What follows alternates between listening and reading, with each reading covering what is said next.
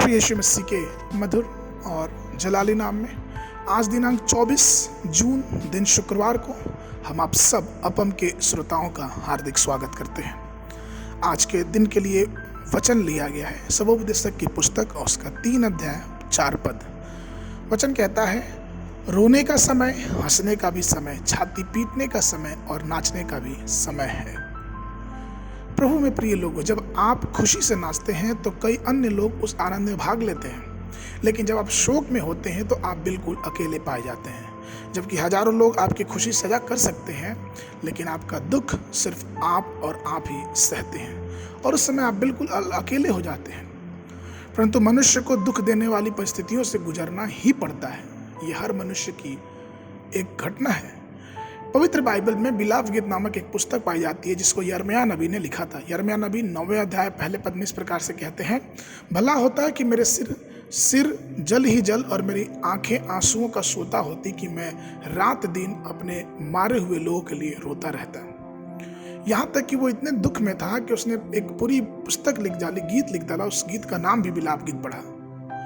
कई बार जवानी के दिनों में भी परीक्षाओं के बोझ न सहने के कारण हमारे अंदर शक्ति नहीं होती है और हम उस बोझ के तले दब के बिलाप करते हैं और रोने लगते हैं। हम परमेश्वर को पुकारते हैं और ये कहते हैं कि हाँ परमेश्वर, ये बोझ सहने के लिए मैं असमर्थ हूँ।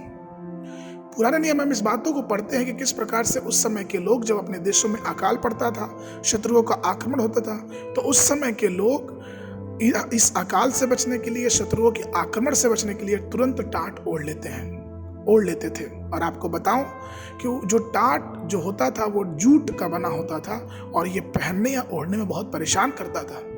लेकिन इतना ही नहीं, वो टाट ओढ़ने के बाद खुद पे राख भी डालते थे, उपवास करते थे, परमेश्वर से प्रार्थना करते थे और तब परमेश्वर उनकी इस वर्तमान स्थिति में हस्तक्षेप करता और उनके जीवन, उनके देश में एक बहुत बड़े चमत्कार को लेके आता। कई बार तो ऐसा भी देखा गया बाइबल के इतिहास में कि यहूदी जो फरीसी या रब्बी होते थे या फिर जो प्रभु के दास होते थे, वो सूर्य उदय से लेकर सूर्यास्त तक बिना पानी की एक बूंद पिए हुए परमेश्वर के सामने रोते, प्रार्थना करते, शोक करते, परमेश्वर से दुहाई देते कि परमेश्वर हमारी स्थिति को बदलिए। उनका विलाप जो था वो शांति में बदल जाता था जब वो अपनी बातों को परमेश्वर के सामने कहते थे। योएल नबी ने पहले अध्याय उसके 8 पद में कहता है, जैसे युवती अपने पति के लिए कटी में टाट बांधे हुए विलाप करती है, वैसे ही तुम भी विलाप करो। उसके बाद उसके 13 पद में योएल नबी ये कहते हैं कि हे याजकों, कटी में टाट बांधकर छाती पीटो और छाती पीट पीट के रो। हे टहलुओ, हाय करो। हे मेरे परमेश्वर के टहलुओ, आओ टाट ओढ़े हुए रात बिताए, क्योंकि तुम्हारे परमेश्वर के भवन में अन्न बलि और अर्घ अब नहीं आते। कहने का मतलब कि जब विलाप का समय है तो परमेश्वर चाहता है कि उस विलाप में हम किसी के सामने ना रहें, लेकिन उस विलाप में शांति देने वाले उस अद्वितीय परमेश्वर के सामने अपने बातों को रखे और यहोवा के नाम से जब उपवास और प्रार्थना करते हैं, जब हम विलाप उसके सामने करते हैं, तो वो हमें अत्यंत अनुग्रह और आशीष देता है। इसलिए प्रभु में प्रिय लोगों, परमेश्वर आपको खुशी और दुख के क्षणों में आपके साथ है। वो आपके स्वास्थ्य में, आपकी बीमारी में, आपके रोने में, आपके जय जयकार में, हर वक्त वो आपके साथ है और वही है जो हमारे विलाप के समय में हमको शांति देता है। आज के मनन के लिए जो पद है वो लिया गया है योएल नबी की पुस्तक, उसका 2 अध्याय उसका 12 पद। वचन कहता है, तो अभी यहोवा की यह वाणी अभी भी सुनो, उपवास के साथ रोते पीटते अपने पूरे मन से फिरकर मेरे पास आओ।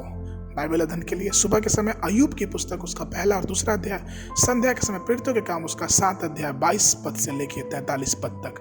परमेश्वर आप सबको आशीष देवे।